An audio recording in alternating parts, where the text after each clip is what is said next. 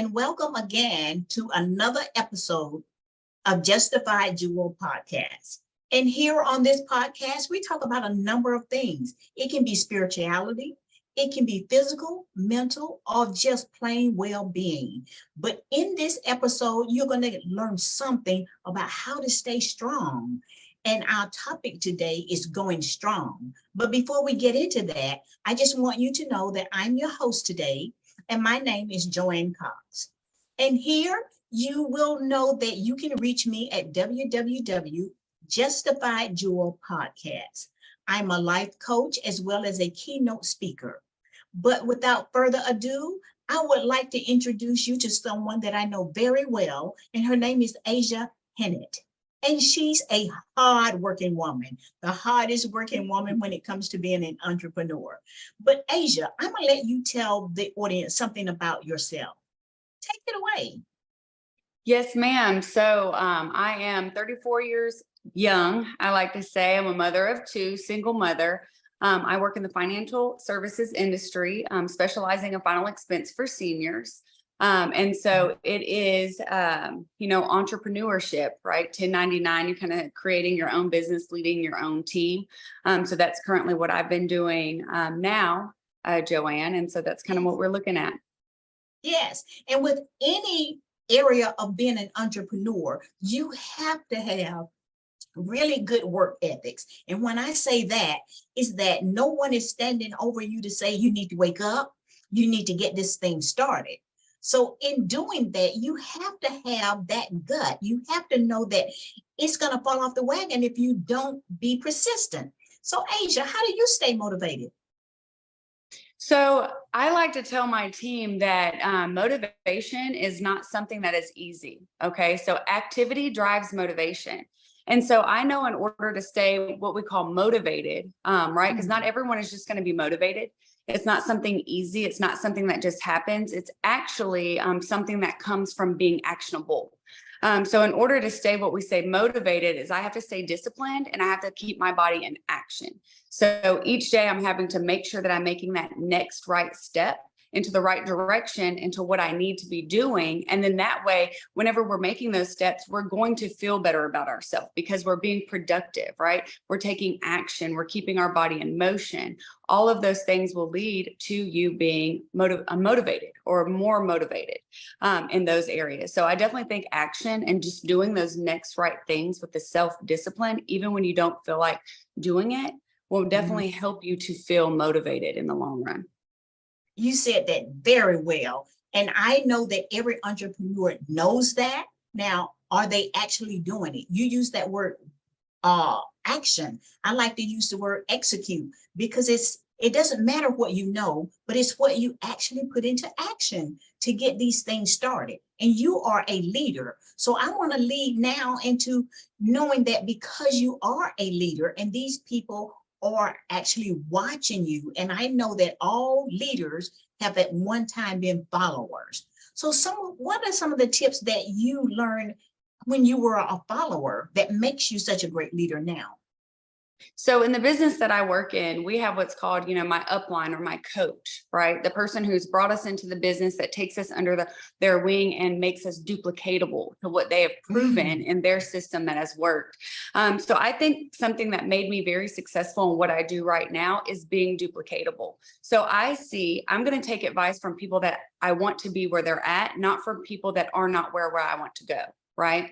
And so my coach in my business is where I want to be. And so for me, being duplicatable to her is I'm trusting her, even when I don't always know how it's going to end, or maybe I don't always necessarily see the bigger picture. I'm trusting her. I'm doing as what she says, and I'm following the paved system in which, has been provided or step by step has been laid out for us in our business. And so on a personal level, I feel like I see that, my coach is doing all the right things and has been where I'm at. So I know in order to get where she is, I have to follow those footsteps. But I also truly believe in making sure that I'm doing the right things to her so that the folks that are following me will follow in my footsteps as well. So I don't question her. I don't second guess her. I listen to what she says and I go and I do. And I know that even if it doesn't work out, I'm still going to get the experience, and I'm going to learn something, right? So enjoying that journey. It's not always going to work out, but just knowing that, you know, I'm following the people that are where I want to be. Right. I'm not following those folks that aren't at the destination of where I want to be. Exactly, exactly. You said a mouthful. And as I always say, and I didn't say it at the beginning of the show, but whether you're an entrepreneur or not, but you just want to progress in your life in any area, I want you right now to get a piece of paper and something to write with, a writing utensil, so that you can take notes. These are all doable actions. I'm hearing her say some of the things that we already know. The thing is, don't try to reinvent the wheel. Okay. Don't try to reinvent the wheel. Do what you're supposed to do when you're supposed to do it. And again, what I heard out of that is be with like-minded people. Why in the world are you going to be hanging around with people that are not going anywhere, or the naysayers that are all around you? So she's filling her cup so that she can pour out to that team. So with that being said, Asia, do you think this is something that is just embedded in you? Because I know that you're getting stronger from your leaders, but is there just something as a seed planted in you that would make it so that people are saying, well, I just don't have that? Do you think that? So if someone can say, I just don't have that, that alone will tell them that self-doubt. So they don't love their self. They don't care about their self. They don't believe. So first and foremost, they need to truly love themselves and believe that they're capable. So that means they need to take the time to do that step first before they can lead anyone. Right. So I feel like a lot of people that don't feel like they're capable, one, they're scared of letting someone down, right? They're scared of failure. Or two, they don't care about their self in a different level or love their self, to be able to really spread, that leadership or, that followership. So that, I kind of feel like is something that has to be worked on within. Once you get past that, you can absolutely be a leader. I feel like I have a very strong personality. I've always had what we call leadership capabilities, right? Or Yes. bossiness, Mhm. whatever that may be. But I also had to unlearn bad behavior, right? So as much as I might have been born with that drive, I also have to like channel back a little bit, and I have to unlearn some bad behavior or some things that maybe aren't going to do the best for me or the folks that I'm leading. So I do think it is something that some folks are born with, but I also think it's something, if you want it, that you can continuously work towards. You're just going to have to work harder than someone that is truly born with that capability. But those folks that are born with it might have to scale back and really chisel themselves down into making sure that they're doing the right moves in that position. And that's where it comes into what you said previously about listening to the leader or your leader, that person, and to know that you are teachable. And if you are, you know where you want to go. So when you don't always trust and believe that person at that time, you do trust in them enough to know that they have what you are trying to get. And that alone lets you do the scale back of saying, I'm not always right all the time. Let me just go with the flow and just push back all of that strong willness that most entrepreneurs have, because they have that gift of wanting more and how to get it. So I love everything that you're saying. And I just want to put this out for the record and speak this over you, Asia. I hear a book coming out in you. I mean, when you talk the way you're talking and make that presentation and to work with your team and to get all that information and understanding, you've got something in chapter after chapter to lead other people, because you are in this industry, but it can work for so many different areas of business. And I know that you know that, but because you are a focused individual, I know you're not going to start on a book right now because it might take you off that path. But I want to know about, I heard you say something about the journey might not possibly work, but I want to back up and say, Yes, you're going to make mistakes. But what do you think about that saying that says you fall down, but you get back up? So I feel like anyone that has been in a successful situation has had to fall down to get back up. So that's what makes the difference between leaders and followers. Okay. Now, Mhm. obviously, you have to be a follower in order to lead at some point. But the difference is your followers don't always get back up or stand up as tall as what your leaders do. Right. So when you fall down, you have to get back up, but it has to Mhm. be a lesson learned. So if I fall down and I get back up, but I make no changes and I learn nothing, I'm going to continue to fall in that same area, right? Over that same, you know, twig or whatever it is that I've tripped over, right? But the progress in that is you are going to have to fail. You are going to have to fall to truly be able to, one, be teachable, right?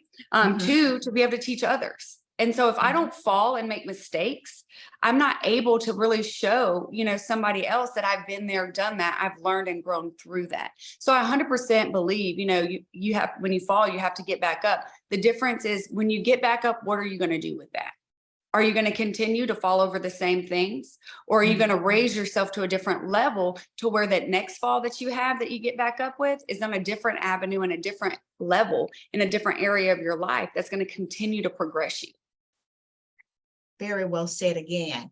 And that's a very teachable moment for me as well, because I know these things, but I don't always put them into action. And I do understand about the falling down. You can't stay in it and have a pity party, because that's where the negativity sit in. And then you're going so far off channel when you can just run with it and just say, yes, let me just dust myself off and get back up again.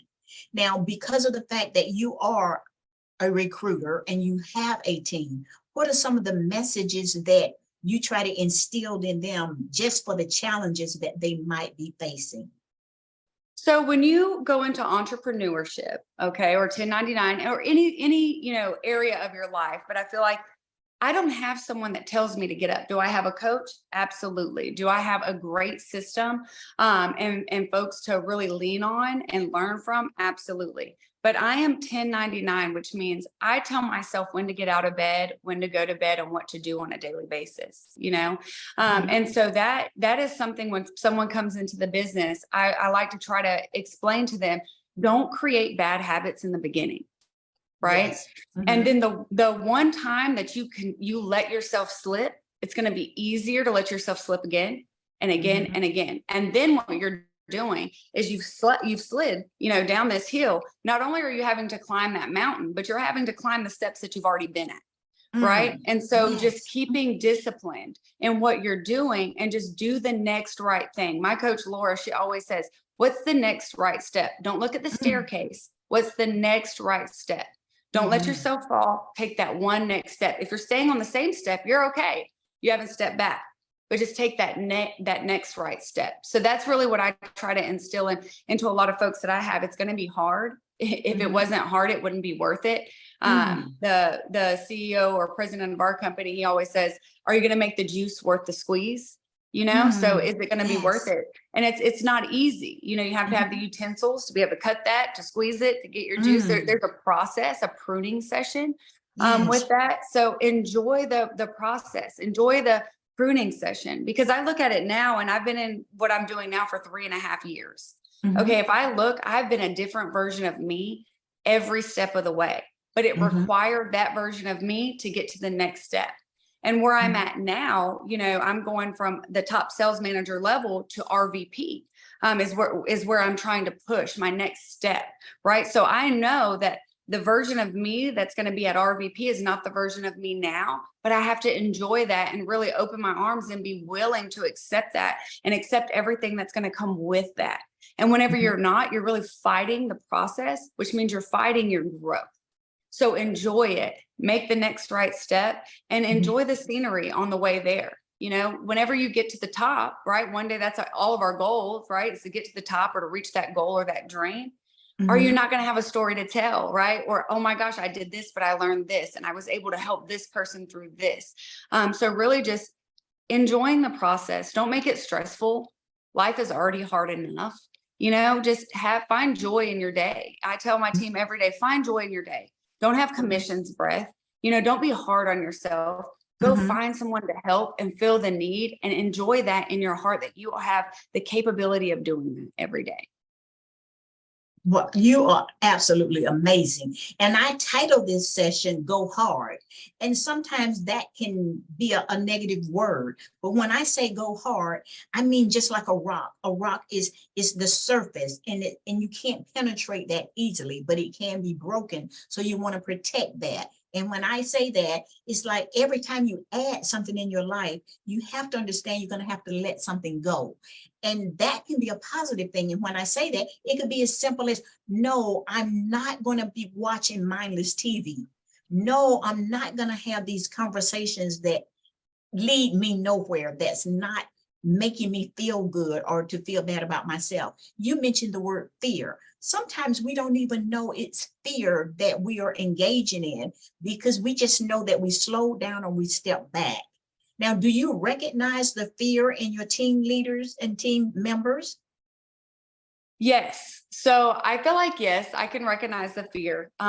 Sometimes they don't, like you said, recognize that that's what it is. So we do a lot of what's called coaching with questions. Okay. Because the biggest thing that I've learned in the position that I am, being a leader or a coach, I don't, leader, yes, that's a great word. I like to be a coach. I like to help them through to the next level. Is what I've realized is I have to coach with questions, because I can tell them what I see, but that is not what makes me important to them. What makes me important to them is to be able to ask the correct questions for them to Yes. be able to answer the question of what I want them to say. Mhm. Right. So with that fear, yes, that's something that I feel like growth is scary. Whenever you're doing what I do, we're in sales, and you're building team and you're having people come in, you're trying to recruit folks, you're trying to keep folks, you're trying to, really help them grow, grow them in a lot of different areas, but you can't do it for them. I feel like that is very much so where I see a lot of fear when it comes to my leaders. You hire these people on, you're coaching them, they've got the right path, but are they going to make it? Is my investment, going to be worth it? Should I really give them my time, my money, my efforts? And so a lot of that I see in the beginning with my leaders is fear of being hurt. Right. Whenever you're hiring folks, you're bringing them on, the fear of wasting time, the fear of, is your investment going to be truly what it is? So yes, I do see a lot of that in the business coming on. I had that, a little bit. I was fearful of, I didn't realize it for a long time. I was fearful of letting myself down. So I was like, oh, I'm not running for that promotion. Oh, I'm not doing this. Well, why? But why? And the thing was, I just don't want the pressure. But deep down, what it was the fear of letting myself down, or saying, hey, Joanne, I'm going to do this. And then I didn't achieve it. Yes. Right. So that was something that I faced in the very beginning, as well. Now I've realized that fear will only hold me back. Right. So there's a different type of fear. There's a fear when you go to a cliff and you're scared to fall off. Right. That's where okay, I'm fearful of that. But it's a different fear.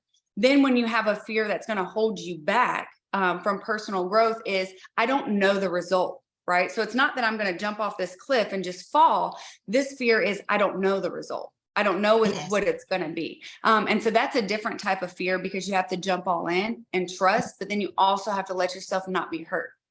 Yes. Right. Yes. And just go through the process. Yes.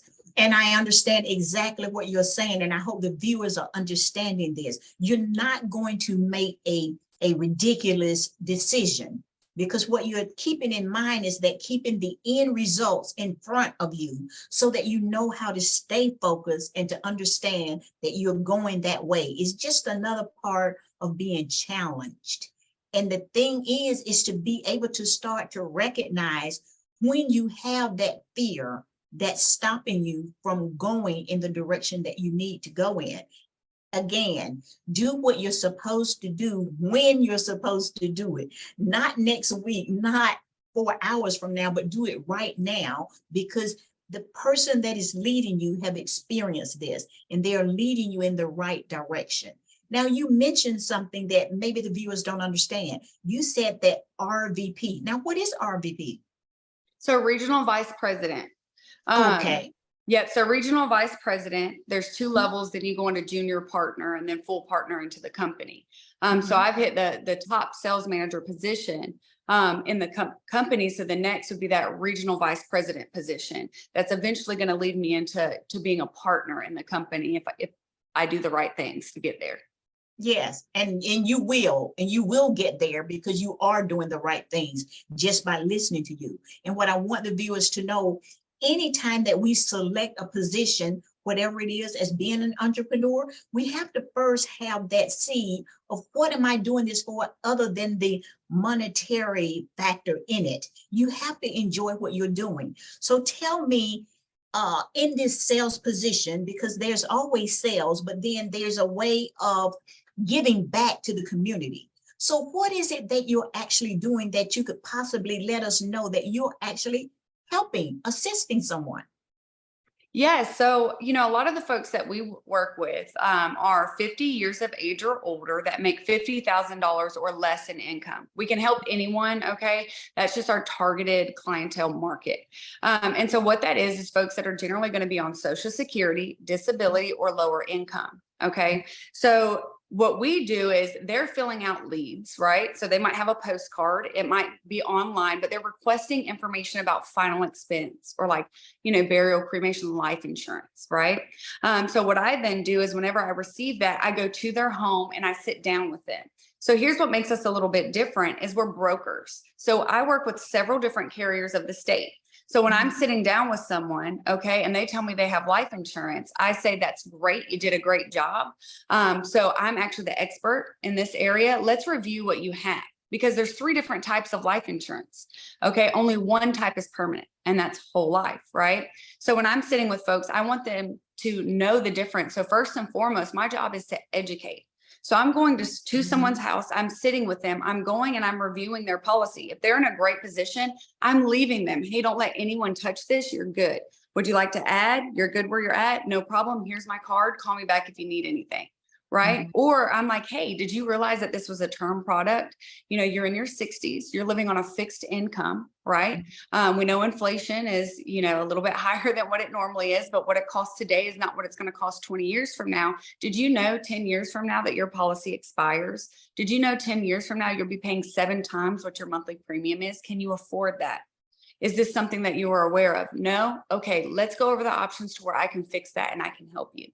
Because a lot of folks that I sit down with aren't educated when it comes to final expense or life insurance. I wasn't. It's a whole different Mhm. language. So Yes. really sitting down and taking the time with them. And again, if they're good, I'm going to leave them where they're at. I don't look at Mhm. it as, oh, I walked away from a sale. Oh, I left someone in a good place. Now I need to Mhm. go find someone else that needs me. Right. Right. And so that's what we're really doing is they did something great by getting something. Maybe it was in the mail. They're in a 2-year wait. They're healthy. They don't need that.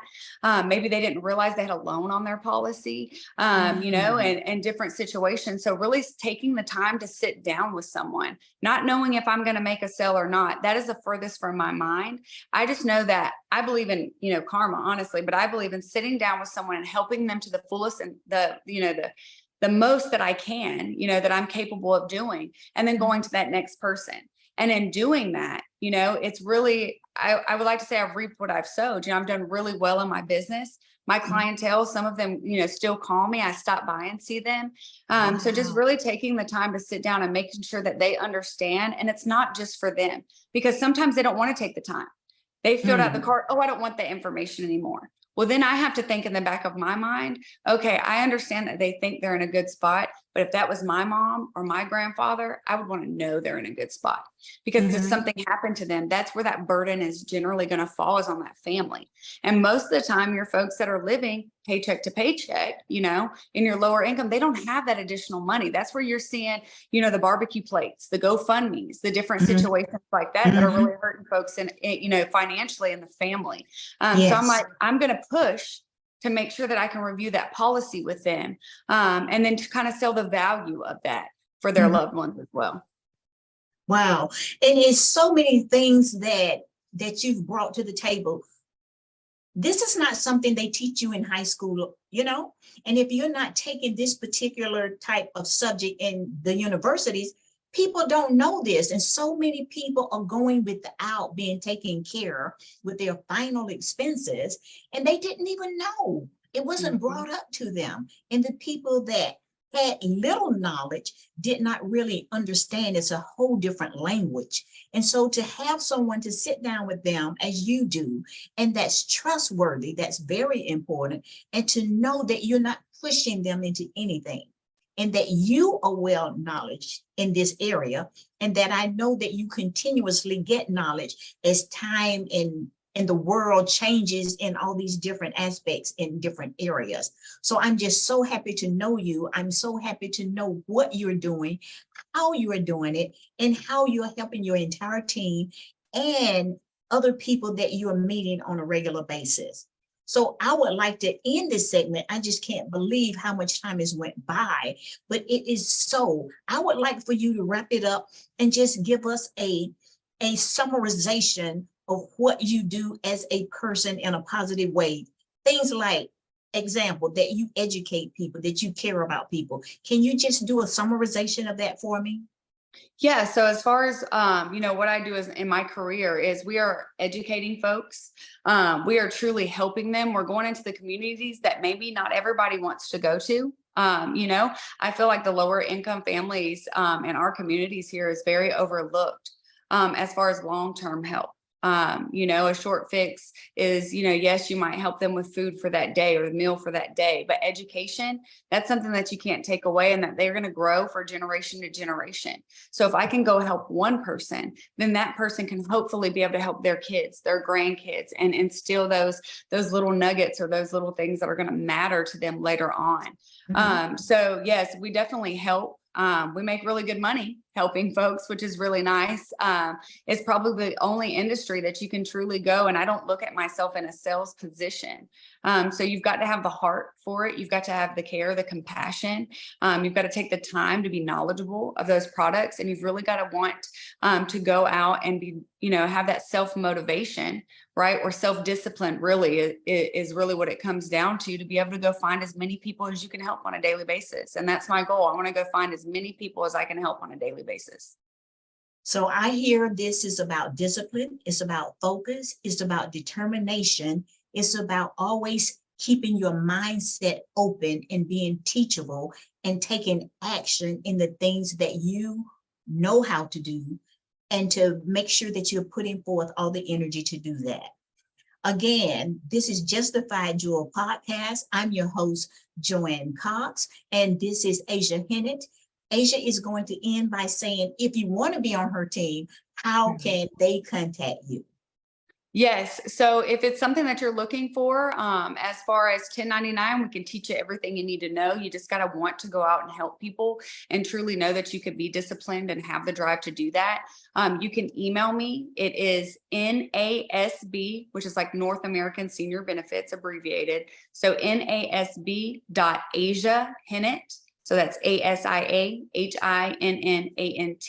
@gmail.com. Send me over a quick email, either with a resume or just a quick email with your information. I will definitely reach back out to you, go over some of the information about our company and what it is exactly that we do, how you can get licensed. It's actually, not very difficult. If you really put your nose down and just do it. So I can share all the information about what we do with you and would love to be able to try to give someone an opportunity. Thank you again for being my guest. Thank you for being the positive light in this world today. And I know the viewers have learned something, whether they want to join you or just be a better person to wake up tomorrow when wanting to have that focus and discipline. So again, thank you. You got her information. You can look at this more than once. Thank you, Asia, for being here. And I will see you next Tuesday.